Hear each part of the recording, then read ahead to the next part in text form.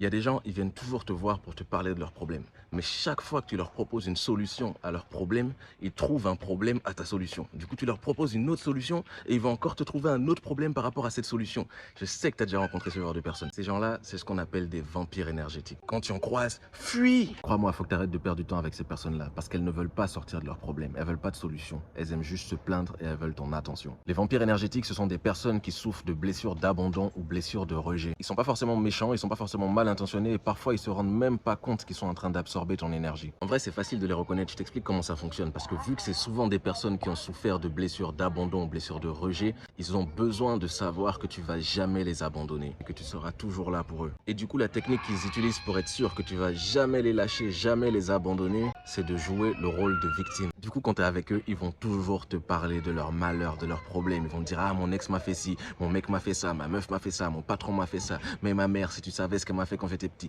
Ils ont toujours des problèmes et des histoires malheureuses à te raconter. Le problème, c'est que c'est à sens unique parce que le jour où toi, tu as des problèmes à lui expliquer, il va directement te dire qu'il a eu un problème similaire, mais pire. Et le but de tout ça, c'est que toi, qui es quelqu'un de bienveillant, qui vibre haut, qui est rempli d'empathie et d'amour, te dises, cette personne-là, elle a vraiment besoin de moi, je peux pas l'abandonner, il faut que je sois là pour elle. Lui, il souffre trop. Sans moi, qu'est-ce qu'il va devenir? Le problème avec ces relations, c'est que ça crée une dépendance entre vous deux parce que lui, il est dépendant de toi parce que c'est toi qui lui apporte cette empathie, cette compréhension, cette sensation qu'il y aura toujours quelqu'un pour lui qui sera jamais seul et qui va pas l'abandonner. Et ça crée une dépendance de toi vis-à-vis de lui, que ça te fait te sentir important. Tu te dis que cette personne, sans toi, elle est foutue. Ça te crée une sorte de syndrome du sauveur qui est quelque chose de très négatif aussi. Et peut-être que de base, c'est quelqu'un de lumineux, d'optimiste, de souriant, qui voit la vie du bon côté, mais plus tu vas fréquenter ce vampire énergétique, plus tu vas commencer à vibrer bas, il va absorber toute ton énergie, tu vas commencer à penser comme lui, à avoir des problèmes partout, à devenir pessimiste. Et le seul conseil que je peux te donner si tu as affaire à un vampire énergétique, c'est de t'en éloigner parce que ce type de relation est super toxique parce qu'il n'y a pas de fin, il n'y a pas de solution, parce que cette personne, t'as beau te dire,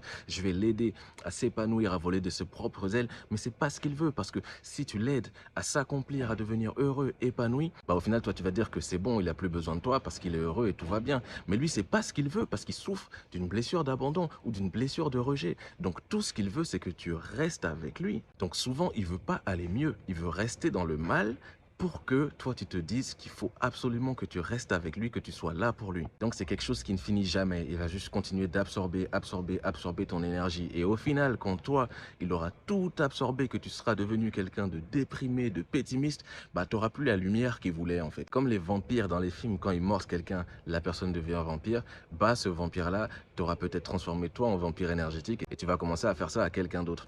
Et lui, il aura plus besoin de toi puisque tu n'auras plus de lumière. Il pourra plus absorber ta lumière, il va devoir aller chercher quelqu'un d'autre à qui absorber la lumière. Seule solution pour te protéger des vampires énergétiques, c'est de s'en éloigner et de suggérer à la personne de consulter un psychologue, un thérapeute, un psychanalyste ou un truc comme ça, parce que toi, tu pourras pas la sauver. De toute façon, elle n'a pas envie que tu la sauves. Par contre, si tu es dans une situation où tu n'as pas le choix et que tu dois absolument fréquenter un vampire énergétique parce que tu vis avec cette personne, peut-être, ce que je te conseille, c'est de pratiquer plein de méditations, sortir, de purifier tes énergies. Il y a plein de méthodes pour faire ça. Et surtout de faire des activités qui te font vibrer haut, qui te rendent heureuse quand tu n'es pas avec cette personne. Parce qu'au moins, plus tu vas vibrer haut, plus quand il va te tirer vers le bas, bah, tu resteras quand même un petit peu haut. Tu vois ce que je veux dire, la question d'équilibre. Pour ceux qui sont intéressés, au sein de ma formation Shaman Life, il y a un challenge qui s'appelle 21 jours pour vibrer haut. Si tu as besoin de faire remonter ton niveau d'énergie, ton taux vibratoire parce que tu fréquentes trop de vampires énergétiques, commande Shaman Life et je t'enverrai le lien vers la formation et le challenge. Allez, peace.